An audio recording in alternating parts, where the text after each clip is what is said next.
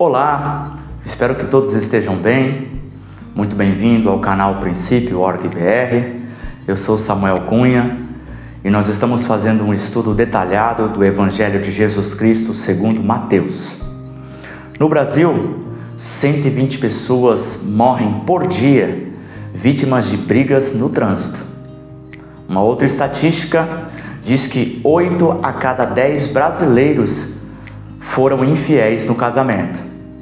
O IBGE fez uma pesquisa e constatou que 420 mil casos de divórcios aconteceram no ano de 2022.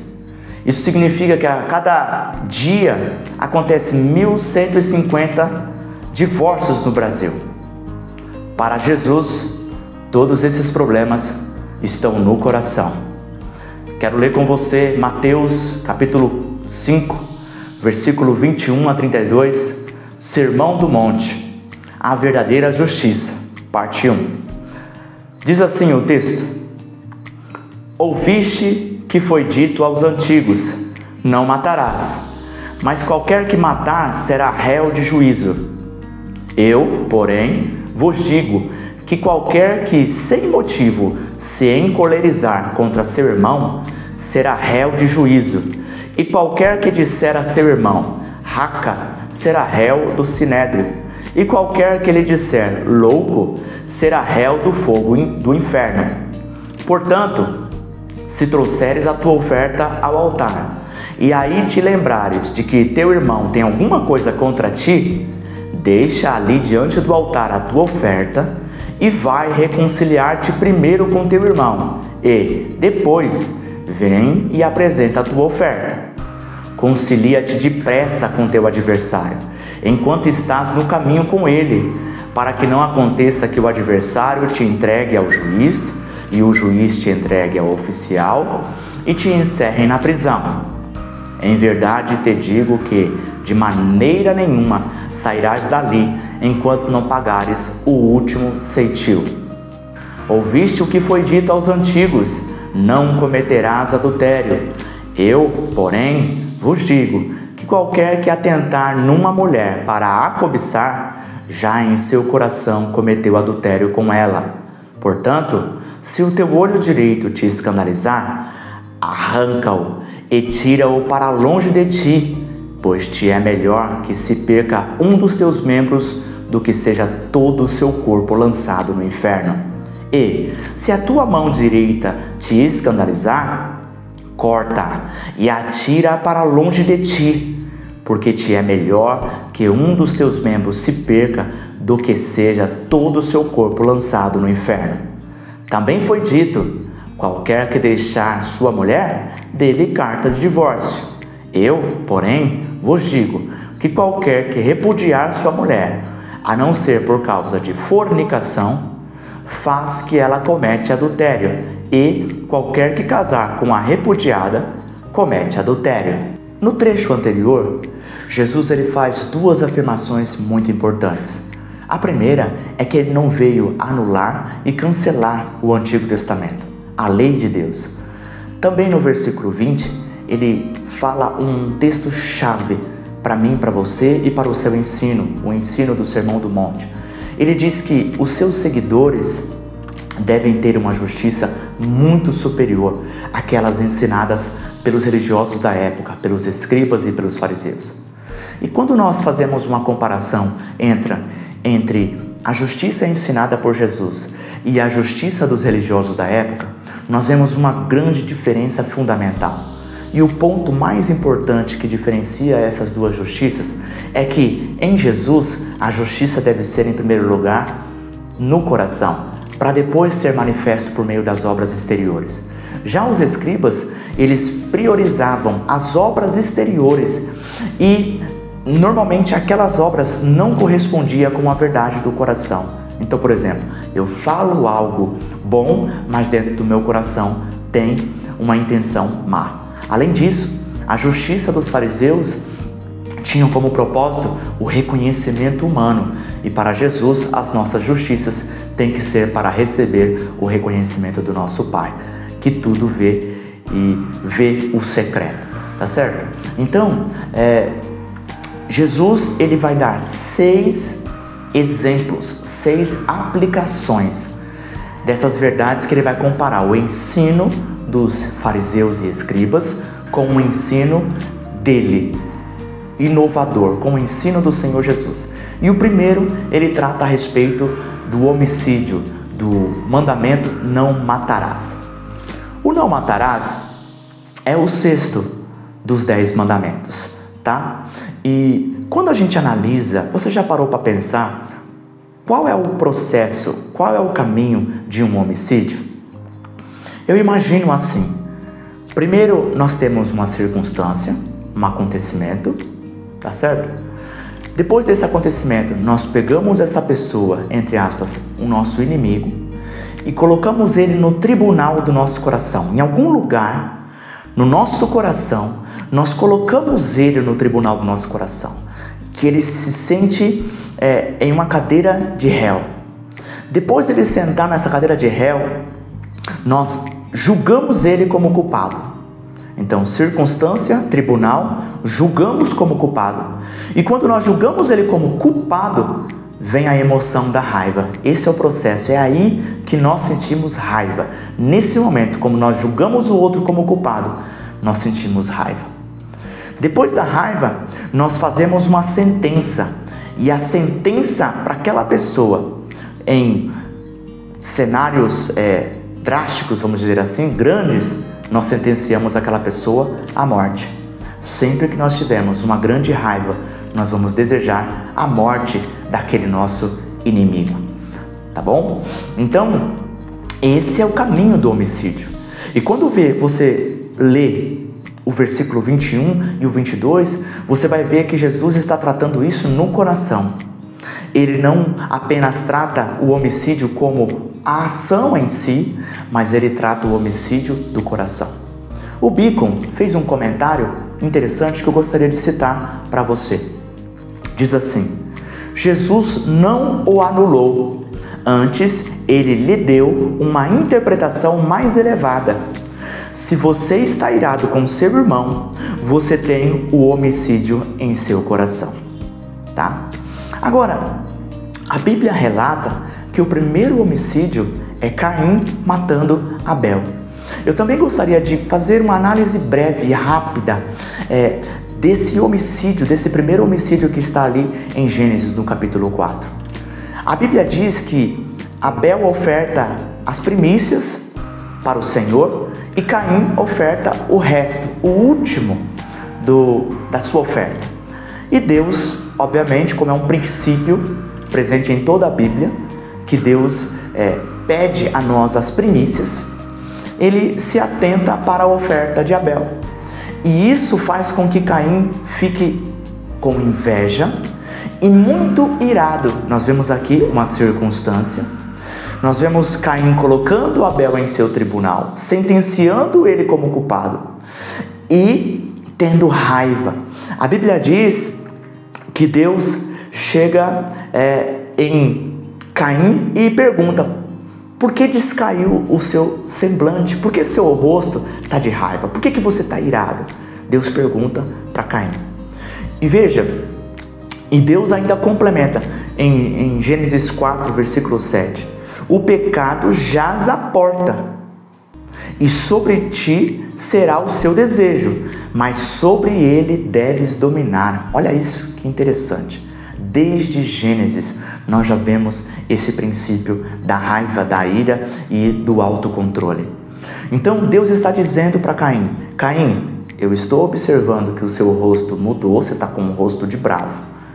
E você precisa dominar isso, porque senão esse desejo vai te controlar. E isso não vai ser bom para você. Tá? Então, desde Caim nós já vemos isso. Como nós entendemos esse processo? Primeiro, a raiva é um sinal de alerta. Todas as vezes que eu e você sentimos raiva, nós temos que entender que aqui nós temos um farol amarelo, vamos dizer assim, um sinal amarelo. Cuidado para ele não virar vermelho. Tá entendendo?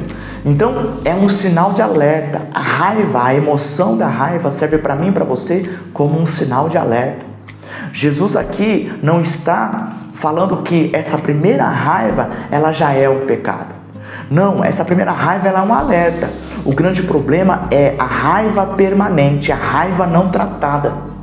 Então a primeira raiva de Caim, você observa que Deus disse, o pecado jaz à porta, ou seja, a primeira raiva ainda não era pecado, era um alerta para ele. Mas se você não domina a raiva, ela se transforma em um pecado.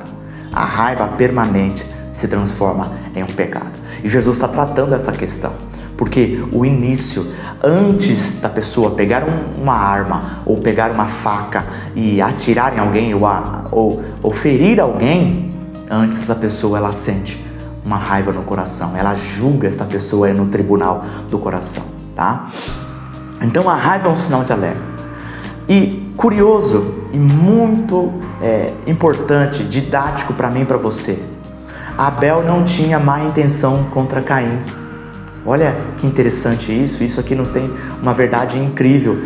Abel apenas deu uma oferta ao Senhor, ele fez o bem, ele não queria com essa oferta atingir Caim de maneira nenhuma. E aqui nós temos um caso clássico, comum, que a maioria das pessoas cometem esse erro: julgamento precipitado. A gente tem sempre a tendência de achar que o outro está tendo má intenção contra nós. Então, como ele tem má intenção contra nós, a gente tenta avaliar aquilo que a gente não consegue ver, que é a intenção do coração. E a gente julga o outro precipitado. Nós vamos falar bastante no Sermão do Monte a respeito disso. Então, Abel não tinha má intenção contra Caim. Terceiro ponto: o orgulho e o julgamento precipitado são a raiz do homicídio. Então, antes de você matar alguém, antes de uma pessoa matar alguém, ele tem um homicídio no coração. A raiva está aqui. O tribunal julgou aquela pessoa como culpado e o sentenciou, tá? Essas pessoas que estão com raiva, eu e você, nós temos duas decisões: perdoar, deixar de julgar precipitado e perdoar aquela pessoa, ou matar ela em nosso coração. Aqui no caso de Caim, ele matou Abel no coração em primeiro lugar, e depois foi lá e matou também o seu irmão fisicamente. No versículo 22, Jesus detalha o seu ensino sobre homicídio de coração em 3 níveis, e nós vamos analisar o significado detalhado dessas 3 palavras que Jesus menciona: encolerizar, raca e louco. A palavra encolerizar no grego significa sentir raiva permanente. Então, como dito antes, o problema não está na primeira raiva, mas na raiva permanente, tá? Por exemplo, em Efésios 4, 26, a Bíblia diz: irai-vos e não pequeis, não se ponha o sol sobre a vossa ira. Olha o que o texto está dizendo: irai-vos e não pequeis. Ou seja, é possível ter uma ira sem pecar.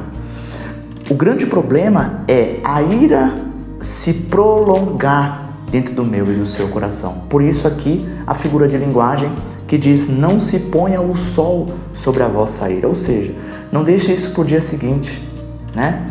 Então não deixa ela se prolongar. Esse é um ponto. Vamos colocar outro ponto importante. Deus se ira, isso está em Salmo 30, versículo 5, porque a sua ira dura só um momento. Então, se Deus, ele se ira, e Deus é santo, logo ira, é possível ter uma ira sem, mesmo assim, cometer pecado. Nós já estamos mencionando isso bastante. Quero mencionar também um outro texto chave a respeito deste assunto, que está em Tiago 1:20. Porque a ira do homem não opera a justiça de Deus.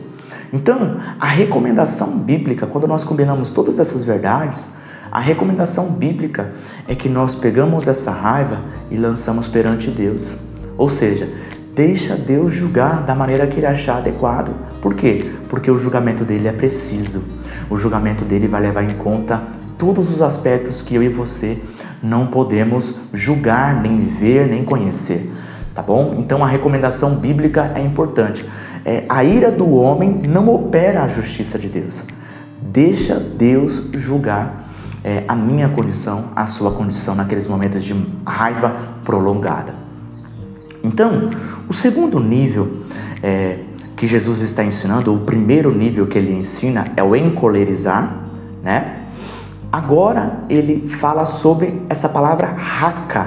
Não é uma palavra comum no português, mas ela significa vazio, cabeça vazia, e talvez a sua raiz esteja em cuspir. Por que cuspir? Porque culturalmente era um convite à contenda. Na minha infância, vou contar uma história da minha infância, me permita. Na minha infância, quando dois colegas queriam brigar, eles estavam prestes a brigar, estavam discutindo, nós tínhamos o costume de colocar a mão entre os dois e falava: quem for homem, cospe aqui. E quando alguém cuspia, a gente retirava a mão. Criança é arteira, né? A gente retirava a mão para que um cuspisse no outro, né? E isso fosse o motivo, desse ali um motivo para briga, para contenda.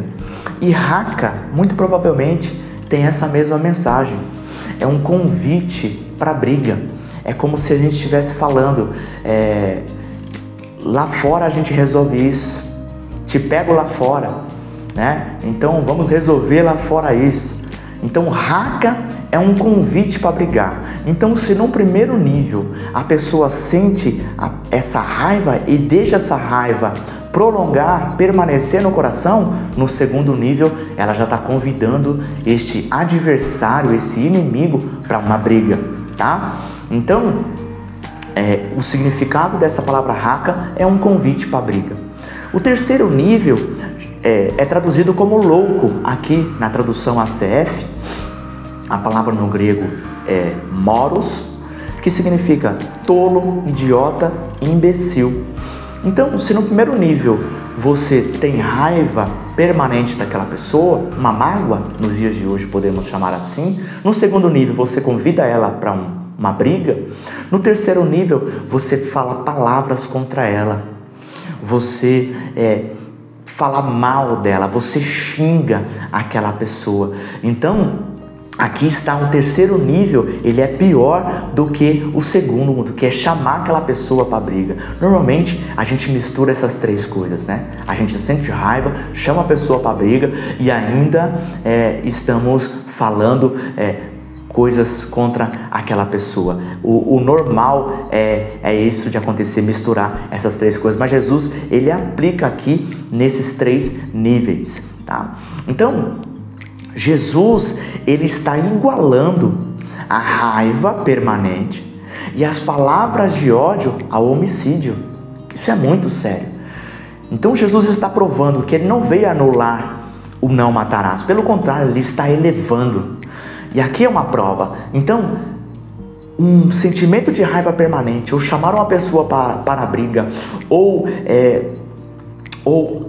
dirigir palavras, dizer palavras de afrontas contra aquela pessoa, e talvez aqui esteja incluso também falar mal dessa pessoa para outro, né? Chegar em alguém e falar: olha, que aquela pessoa fez assim, assim, assado. Falar mal, que é algo também tão denunciado na palavra de Deus em vários lugares, em Provérbios, em Tiago especialmente, e nos ensinos de Jesus também, nós vamos ver isso.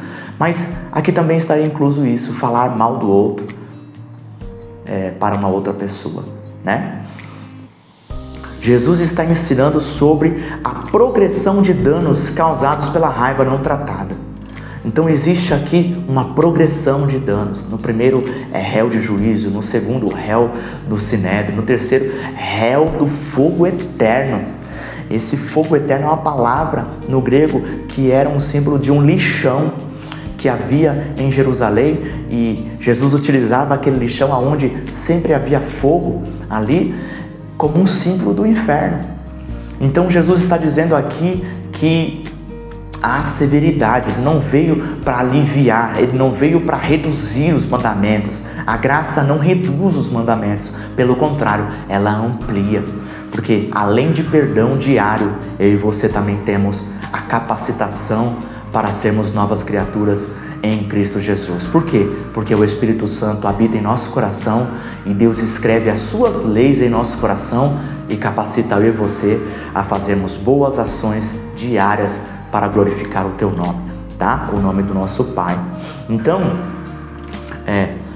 esta raiva, ela começa com uma emoção, ela evolui para uma intimação, vamos dizer, no cenário jurídico, e até o terceiro nível, que nós estamos em um tribunal prestes a sermos presos, tá? A prisão é um símbolo bíblico de mágoa e de ressentimento. Segundo os ensinos de Jesus, aqui no Sermão do Monte, como também no capítulo 18 de Mateus, desse mesmo livro, nós vamos combinar isso e nós vamos chegar à conclusão que a mágoa e o ressentimento te colocam numa prisão. Quando alguém faz mal contra você e você guarda esse rancor, você guarda essa mágoa, você tem o ressentimento. Observe o que significa a palavra ressentimento. Você fica sentindo a mesma coisa em um ciclo infinito. Às vezes nós sentimos raiva de uma pessoa por algo que ela nos fez. O ressentimento, a mágoa, a falta de perdão faz nós sentirmos novamente aquele dano. Enquanto você não perdoar, você fica preso nesse sentimento. Por isso que o ensino de Jesus é libertador. Ele não é só inovador. Ele não é só um ensino revolucionário. Ele é um ensino que faz bem para você. Vai te causar saúde mental. Vai ser bom porque você perdoando o outro abre as portas também para Deus te perdoar. Então, aqui nós vemos Jesus sugerindo para mim e para você nós perdoarmos o nosso inimigo. Vamos comentar agora do versículo 23 ao 26. Nesse trecho, Jesus está aplicando o seu ensino de homicídio no coração. Ele aplica este ensino em duas áreas, na adoração e em um processo legal. Na adoração, o ensino está muito claro. Primeiro deve haver paz entre os irmãos, paz entre as pessoas, para que haja paz entre nós e Deus. Está muito claro. Paz entre as pessoas, para que a nossa adoração ela seja aceita. O texto está dizendo, se você vai até esse determinado lugar de adoração e tem uma memória, tem uma lembrança de que tem algo contra um irmão, aguarde um pouco, deixe ali a sua oferta, vai reconciliar-te primeiro. Ou seja, primeiro, a prioridade é reconciliar com meu irmão, para depois a adoração. Então, o ensino está muito claro nesta questão. Eu cito aqui um texto que está em Provérbios 28, 9. O que desvia os seus ouvidos de ouvir a lei, até a sua oração será abominável. Qual adoração, qual gesto é tão importante quanto a oração na religião, na palavra de Deus? Que adoração é maior do que a própria oração? Então, mesmo a oração, ela será abominável se nós desviarmos o nosso ouvido de ouvir a lei, a palavra de Deus. Então, a nossa vida, ela tem prioridade a respeito de adoração sincera perante Deus, tá? Então, esse foi a primeira aplicação que Jesus deu ao seu ensino. Em uma segunda aplicação, ele vai falar de um processo legal. Jesus ensina que é muito mais sábio resolver nossas demandas fora do tribunal com um acordo entre as partes. Então, Jesus está ensinando no caminho antes do tribunal, é uma figura, é uma ilustração que ele está usando. Então, não deixe prolongar esse conflito, não deixe prolongar esse atrito, resolva as questões. E eu quero aqui fazer uma combinação deste ensino do capítulo 5, combinar ele com o ensino do capítulo 18 de Mateus, que nós temos ensinos semelhantes, e falar aqui dos aspectos a respeito dos ensinos de Jesus, as orientações que nós temos para nós resolvermos conflitos. Como como deve ser a solução de conflito? Nós temos alguns pontos que podemos resumir aqui. Primeiro, a resolução de conflito deve ser pessoal. Segundo, ela deve ser rápida. Terceiro, silencioso. Quarto, com acordo. E em quinto, disposição para perdoar. Então, estes são os 5 pontos que nós temos que levar em conta quando nós formos agir para resolver conflitos, tá certo? Ao invés de irmos a um tribunal, nós temos que resolver pessoalmente entre nós. O mais rápido, o mais silencioso, com disposição para acordo, com disposição para perdoar as afrontas, as diferenças, tá? Esses são os ensinos de Jesus, tanto aqui nesse trecho, combinando também com o capítulo 18 de Mateus, tá? Inclusive, Paulo exortou a igreja de Corinto por terem demandas entre si e processarem uns aos outros em tribunais ímpios. Nós temos na Bíblia uma circunstância, uma situação dessa. Está em 1 Coríntios capítulo 6, do versículo 1 ao 9. Leia na sua Bíblia depois. Nós vamos ver Paulo falando a seguinte frase para resumir. Na verdade, é já realmente uma falta entre vós terdes demandas uns com os outros. Por que não sofreis antes a injustiça? Por que não sofreis antes o dano? Então, a Bíblia, ela vai ensinar para o cristão, para o seguidor de Jesus, que é muito melhor nós sofrermos a injustiça, é muito melhor nós sofrermos o dano do que pegar uma pessoa e levar ela em um tribunal. É uma verdade para mim e para você. No Brasil, quantas pessoas, o índice de processos legais são altíssimos. Nós somos campeões no mundo de processos legais. Levar uma pessoa para o tribunal, quando muitas das vezes nós poderíamos resolver isso com um acordo, pessoalmente, silenciosamente, perdoando o outro. É muito melhor nós sofrermos o dano e sofrermos a injustiça do que darmos esse testemunho ruim do nome do Senhor Jesus, tá? É um ensino que nós vamos aplicar depois também. Jesus ensina a seus seguidores a terem paz com todos para ter paz com Deus. O perdão tem benefícios na área espiritual, mental e até física. Nós vamos aprender futuramente, quando Jesus fala a respeito da oração, perdoe as nossas dívidas, assim como nós perdoamos os nossos devedores, na oração do Pai Nosso. Nós vamos ver que é uma condição para Deus nos perdoar, nós perdoarmos o outro. Então esse é um benefício enorme, espiritualmente falando. A base do nosso relacionamento com Deus é fundamentada no perdão. O que seria de nós sem o perdão de Deus? E Jesus está nos ensinando. É necessário para Deus nos perdoar, nós perdoarmos também os outros, tá? Então, o perdão tem benefício espiritual, o perdão tem benefício mental, na alma, psicológico.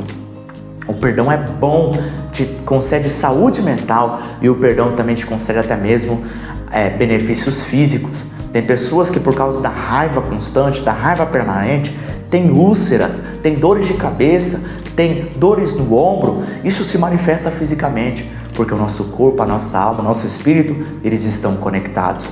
Então, são infinitas os benefícios do perdão, tá? Portanto, Jesus não anula o mandamento não matarás, mas o eleva para o homicídio do coração, no campo das intenções, das vontades, das emoções e das palavras. Então, Jesus não está anulando, ele está vindo com um mandamento muito superior.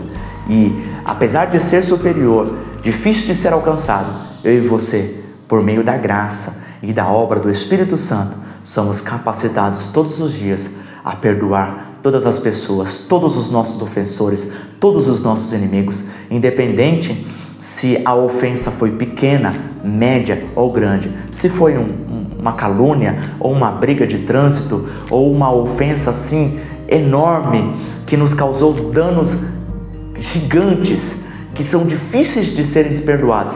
O Espírito Santo capacita o meu coração e o seu coração transformado para nós perdoarmos esses nossos inimigos. Aplique isso na sua vida e você vai ver o quanto é bom. Peça ajuda a Deus, ore ao Pai para que Ele possa, por meio do Espírito Santo, te ajudar a perdoar o seu inimigo, tá? Então, não matar, não apenas matar fisicamente, mas um homicídio no coração. E qual a solução de Jesus? A solução é não matar ele. Assim que você sentir a raiva, esteja pronto para perdoar. Para cada raiva, um perdão. Vamos comentar agora do versículo 27 ao 30. Nesse trecho, Jesus está tratando sobre o pecado do adultério. Ele não anulou o 7º mandamento. Pelo contrário, ele está dando uma interpretação, um sentido muito mais elevado.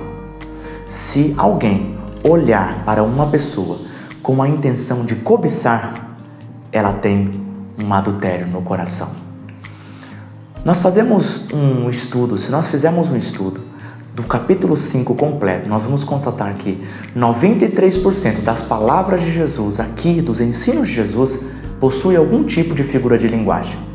E aqui nesse trecho, Jesus utiliza uma figura de linguagem muito comum, tanto na Bíblia como também nos dias de hoje. É a figura de linguagem chamada hipérbole. Por exemplo, quando nós falamos, eu já te falei 1 milhão de vezes, é óbvio que nós não repetimos algo 1 milhão de vezes. Isso é uma hipérbole, né? Então, a hipérbole tem a ver com exagero. E aqui, Jesus ele fala a respeito de arrancar os olhos. Jesus ele fala a respeito de cortar as mãos. É evidente que nós não podemos ler isso de uma maneira literal. Senão, todos estariam sem olhos, sem mãos. Jesus não está indicando para nós, sugerindo ou ensinando eu e você a termos uma mutilação do corpo. Não é isso o ensino. Em contrapartida, o ensino nos diz para nós sermos rígidos, nós sermos fortes, radicais, quando a questão for a luxúria e a lascívia, tá? Então, o Risby tem um comentário interessante que eu gostaria de citar para você. Ele diz assim: o olhar que Jesus menciona não é apenas casual e de relance, antes é um olhar fixo e demorado, com propósitos lascivos.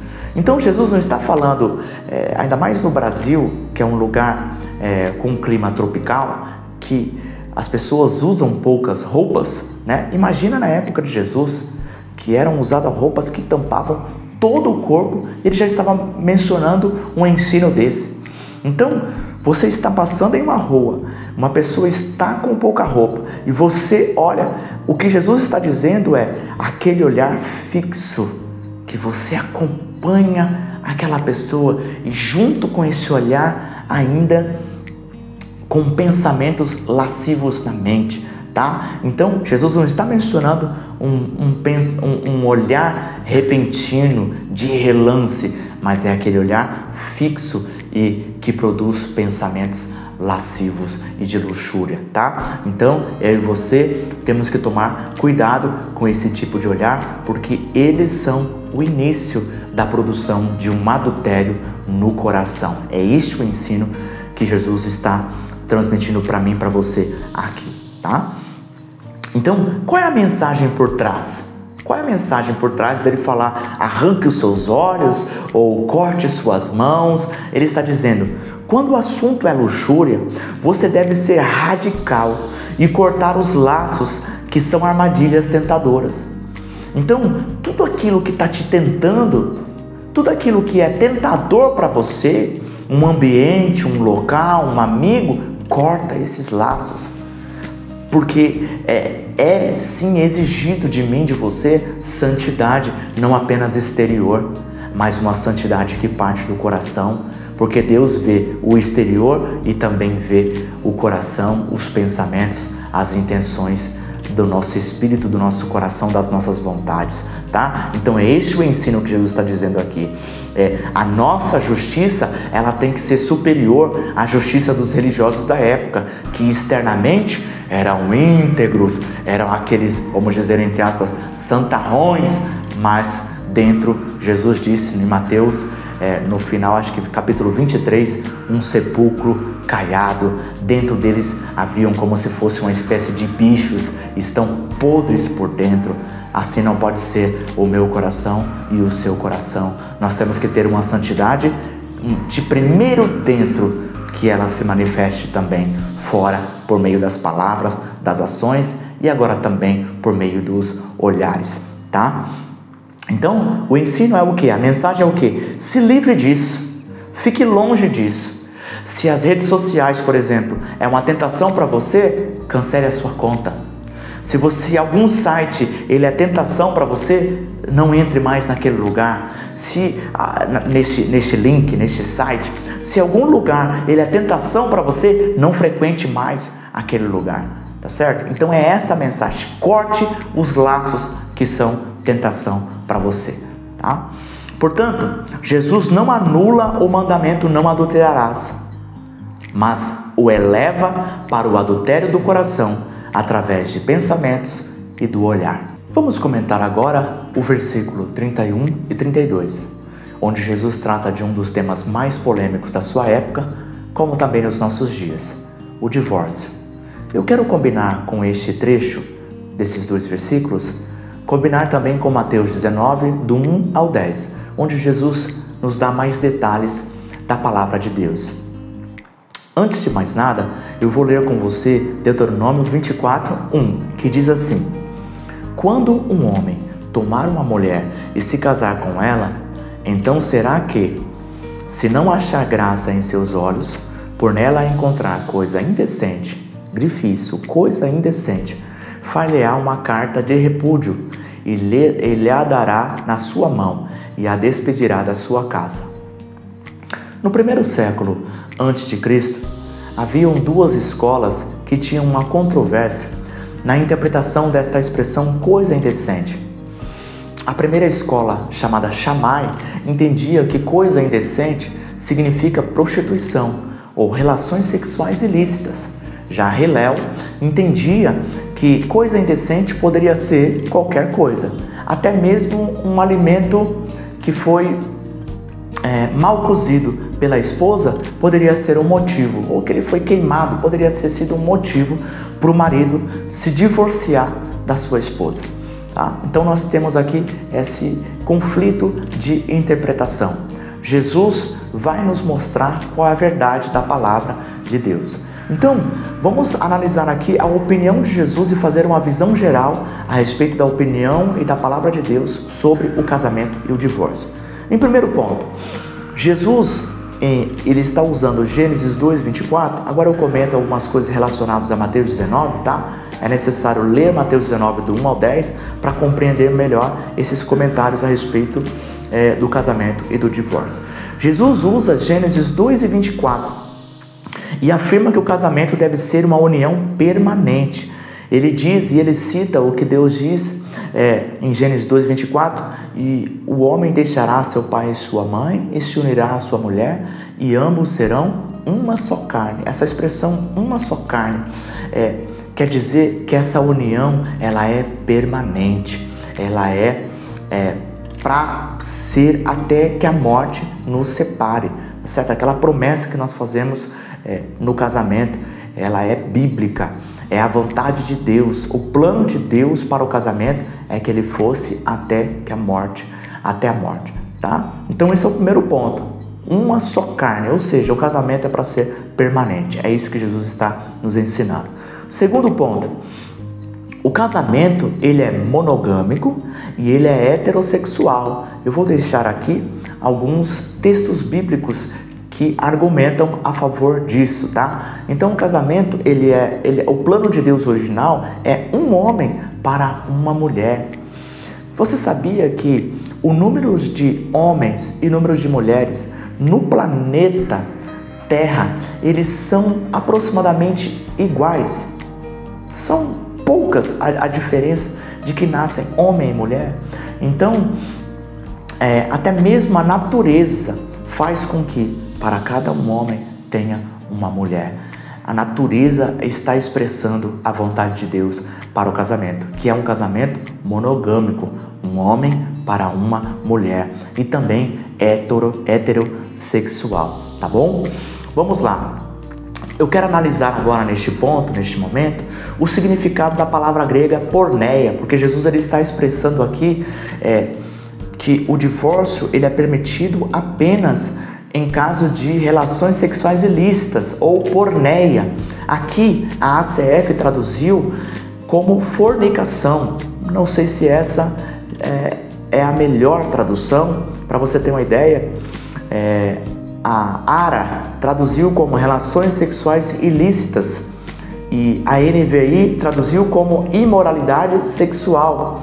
A NTLH traduziu como adultério.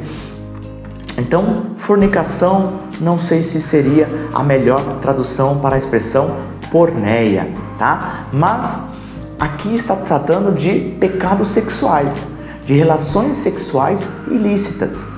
E nesse sentido, me permita separar pecados sexuais primários e pecados sexuais secundários, tá? Então, o que Jesus está querendo nos ensinar aqui é que o que seriam pecados sexuais primários? Por exemplo, adultério, fornicação, homossexualismo, bestialidade. Seriam categorizados aqui como pecados sexuais primários. Pecados sexuais que também são pecados, mas vamos classificá-los como secundários, por exemplo, masturbação, pornografia e, como nós vemos aqui, o olhar. Um simples olhar é um pecado sexual, é um adultério no coração. Mas é evidente que para a sociedade um olhar não pode ser equiparado, socialmente falando, a uma traição, né? A realmente você trair a sua esposa ou o seu marido com uma relação sexual ilícita, tá? Então, o que Jesus está dizendo aqui é que o divórcio ele é permitido em relações sexuais primárias, tá? Em pecados sexuais primários. Então, nessa categoria que eu acabei aqui de separar, tá? Então, o que eu estou querendo dizer e ensinar para você é que você não pode ver isso aqui literal e combinar com o texto anterior e pensar assim, poxa, se meu marido olhar para outra mulher, eu já posso me divorciar dele? Então, nós estaríamos interpretando isso aqui igual o Hillel, né? Se a esposa queimar um arroz, já é um motivo para se divorciar. Não. A Bíblia diz que Deus odeia o divórcio, isso está em Malaquias. Deus odeia, abomina o divórcio, porque ali é um sinal de dureza de coração, é um sinal de egoísmo. Pessoas sofrem por causa do divórcio, especialmente nessa época onde a Bíblia foi redigida, tá? Então, eu queria aqui fazer essa separação para a gente não usar a literalidade e pensar, poxa, porque meu marido olhou para outra mulher, ou porque minha mulher, ou porque eu peguei ele consumindo pornografia, ou em caso de masturbação, já vou me divorciar, tá certo? Jesus está falando a respeito de adultério, de fornicação, de homossexualismo, de bestialidade. Pelo menos é o que a gente dá para entender da interpretação desse texto, comparando com o bom senso e com toda a Bíblia, tá bom? Queria deixar esse ponto importante, não sei se eu fui claro. Jesus corrige os fariseus afirmando que Moisés permitiu o divórcio, não mandou. Isso está lá no capítulo 19 de Mateus. Então, os fariseus argumentam com Jesus, por que Moisés nos mandou fazer? Não, Moisés não mandou, ele permitiu. E aqui é um ponto importante que Jesus está ensinando para nós. A permissão do divórcio, nesses casos de pecados sexuais primários, vamos chamar assim, não é que é obrigatório. O divórcio, ele é a última estratégia. Em último caso, ainda existe espaço mesmo para esses pecados primários aqui, relações sexuais ilícitas, mesmo para esses casos, ainda existe espaço para perdão, ainda existe espaço para reconciliação, ainda existe espaço para oração, para que Deus transforma aquele coração e ainda possa ser esse casamento ser restaurado, tá? Essa é a vontade de Deus primária que a gente entende pela leitura da palavra de Deus, tá? Moisés escreveu esse Deuteronômio 24:1 lá para dar uma carta de divórcio para a mulher, isso não era uma facilidade, muito pelo contrário. Moisés estava dificultando o divórcio. Até hoje, no Oriente Médio, se o marido disser até 3 vezes eu te repudio, eu te repudio, eu te repudio, 3 vezes o divórcio está concretizado. Então era a cultura daquela época o divórcio, e Moisés coloca essa condição. É necessário o trabalho de um escriba, um documento, até mesmo para proteger essa mulher. Então, se ela saísse de casa e fosse encontrado com um outro homem, a lei de Moisés dizia que poderia apedrejar aquela mulher. Então, estava protegendo ela, porque ela tinha um documento que comprovava que ela estava divorciada, além de uma proteção também financeira. Então, Moisés não estava facilitando o divórcio.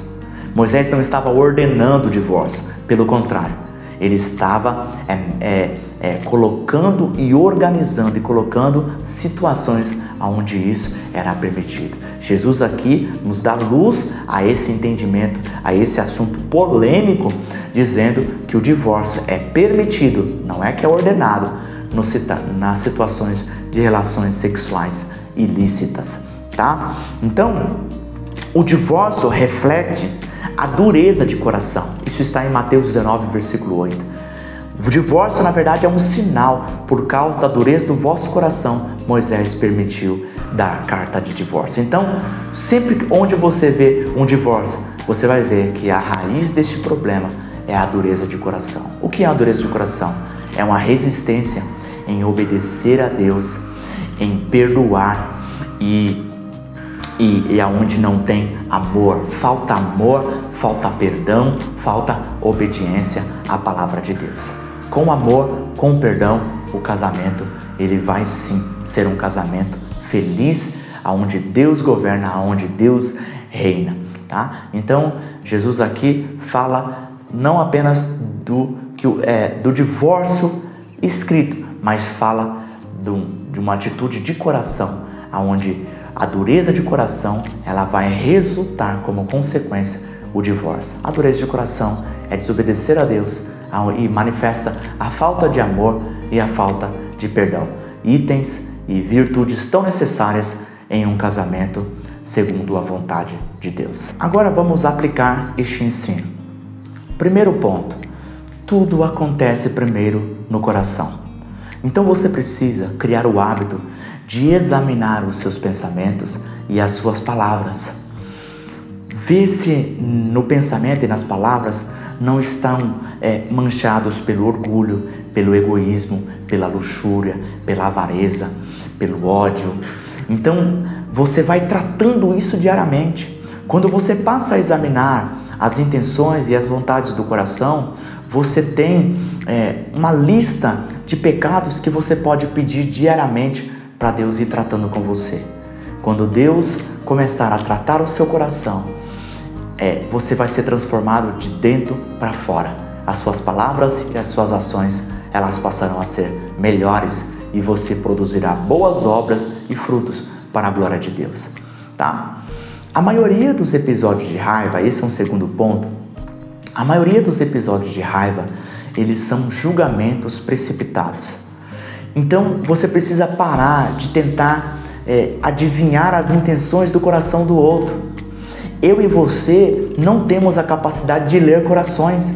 Nós podemos ler palavras, nós podemos observar e julgar até ações, mas o coração do outro não. Existe um termo jurídico que diz benefício da dúvida, e eu acho que se encaixa perfeitamente nos ensinos de Jesus. Nós precisamos dar às pessoas, as que estão envolvidas em nossos relacionamentos, como cônjuge, filho, irmão, alguém da comunidade, alguém do trabalho, nós precisamos dar a essas pessoas o benefício da dúvida. Todos são inocentes até que se prove o contrário. Você não gostaria que fosse julgado desta forma? Então faça o mesmo com as outras pessoas. E eu acho que isso é libertador. Isso resulta em saúde mental. Isso resulta em reduzir as raivas, os episódios de mágoa, de ressentimento, e facilita o perdão. Jesus, Na cruz, ele disse uma das palavras mais fascinantes da Bíblia. Na cruz, o momento de maior injustiça já presente no mundo, na história da humanidade, ele fala a seguinte palavra: Pai, perdoa-lhes, eles não sabem o que fazem. Jesus está orando pelos seus ofensores, pedindo para Deus perdoar eles. E um ponto importante aqui que ele diz: eles não sabem o que fazem. Você colocar o outro como inocente facilita no seu processo de perdão para reduzir e para controlar a sua raiva. Então aqui é uma dica importantíssima, uma aplicação importante deste ensino.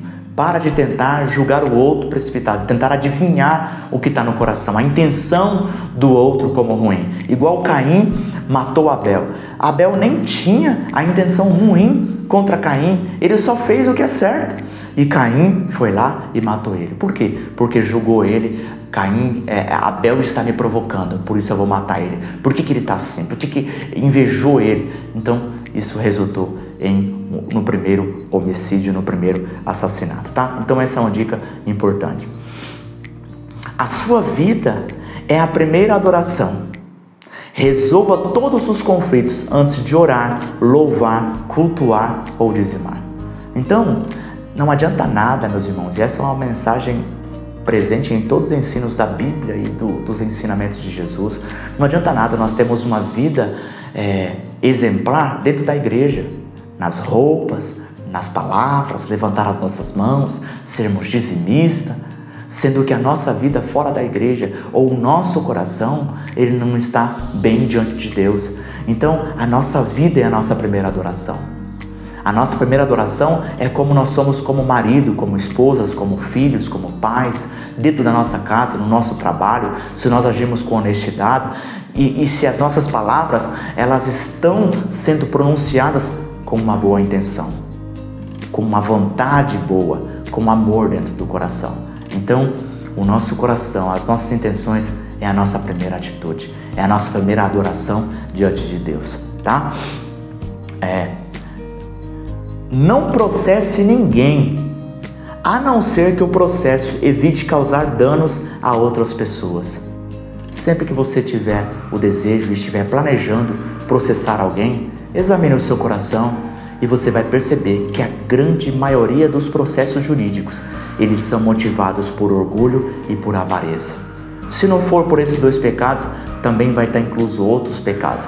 Examine o seu coração e veja o porquê você quer processar essa pessoa. Você quer enriquecer às custas do outro? Ou você está planejando esse processo para se orgulhar e vencer um conflito, um debate? Observe se nesse processo jurídico não está sendo motivado pelo orgulho e pela avareza. Eu diria que aqui estão 80%, 90% das motivações dos processos jurídicos. E aqui nós temos o ensino de Jesus nos dizendo, nós vamos dizer isso, nós vamos repetir isso no próximo ensino, a verdadeira justiça, parte 2, onde Jesus ele disse: se te pedirem para caminhar 1 milha, vá com ele 2, tá? Então ele fala a respeito, dá-lhe também a capa.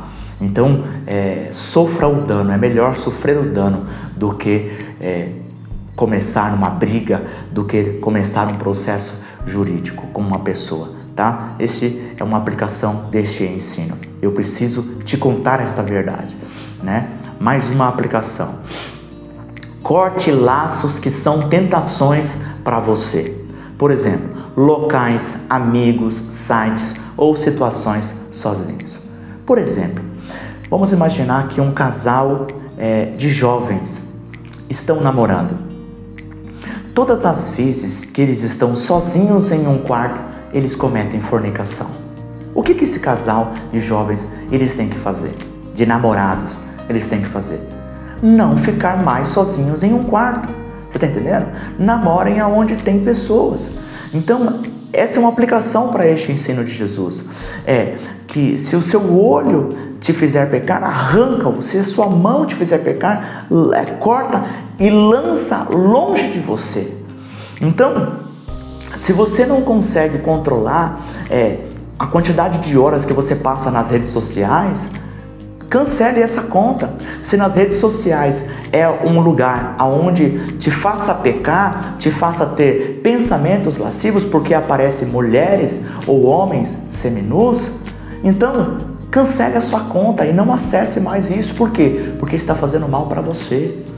Então, muitas das vezes, nos dias de hoje, nós temos a pornografia em todos os lugares, com fácil acesso, e pessoas e casamentos estão sendo destruídos, crianças estão sendo destruídas, estão tendo acesso a isso, jovens, adolescentes estão tendo acesso a isso, e isso é destrutivo, tá certo? Então, se você não consegue se controlar com jogos de azar, cancele isso, não vá mais em padarias, em bares, onde tem aquelas máquinas, ou aqueles sites de apostas.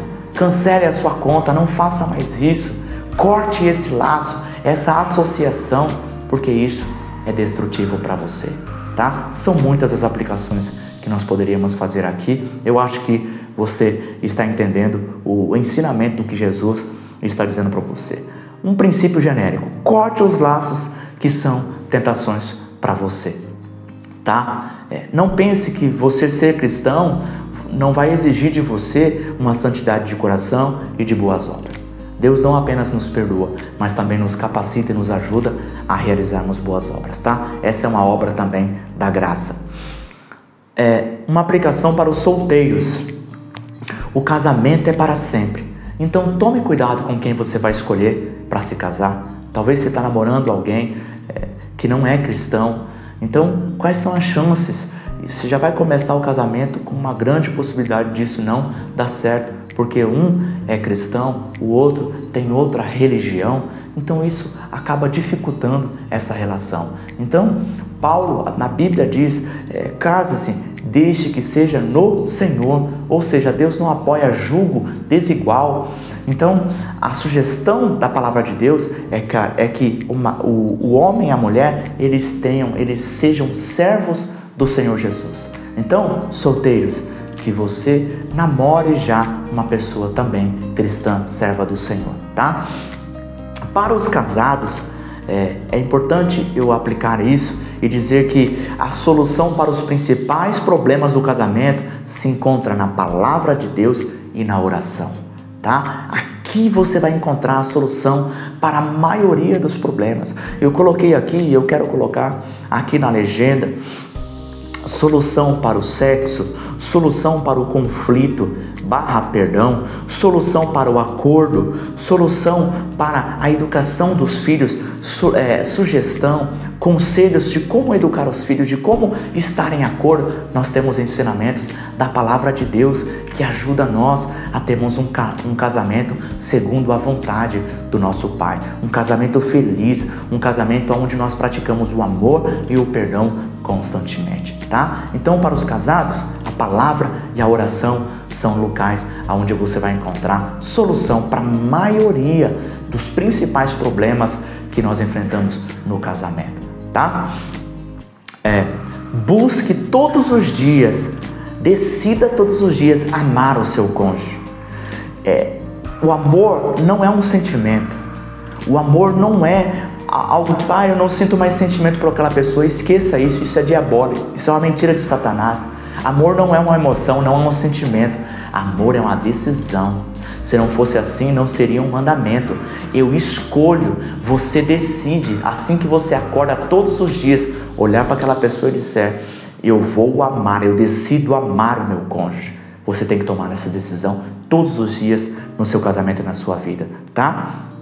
Além disso, busque ajuda de aconselhamento pastoral, busque ajuda de cursos de casamento. Existem vários cursos de casamento, onde você faz ali esse curso completo que vai te ajudar com os principais problemas do casamento e melhorar o seu casamento, a corrigir áreas e defeitos que você e o seu cônjuge têm cometido erros no casamento. Todos nós vamos cometer erros no casamento. O casamento extrai o pior de nós. Eu aprendi isso em um curso, o curso Casados para Sempre. Então procure, se inscreva, faça esses cursos, busque apoio, aconselhamento pastoral na sua comunidade, para que você possa aí estar casado para sempre, tá? Eu quero terminar, concluir este ensino. A mágoa te coloca numa prisão atormentadora. A chave está no seu bolso. Perdoe. Então não pensa que a mágoa e o ressentimento é algo que apenas vai prejudicar o inimigo, o adversário. Não, ele prejudica você mesmo. E ele te coloca em uma prisão atormentadora. E uma ilustração é que você está preso em uma prisão e dentro do seu bolso está a chave. Está com você. É só você perdoar. Se não consegue, ora que o Espírito Santo vai te capacitar. Se você quiser, o Espírito Santo vai te capacitar. O perdão é uma decisão. Quando você decidir perdoar, o Espírito Santo vem e te ajuda nos passos para perdoar. Nós vamos falar muito neste ensino a respeito do perdão, tá? Eu encerro com uma frase do Risby que diz assim: quem decide não perdoar está destruindo a mesma ponte sobre a qual precisa andar.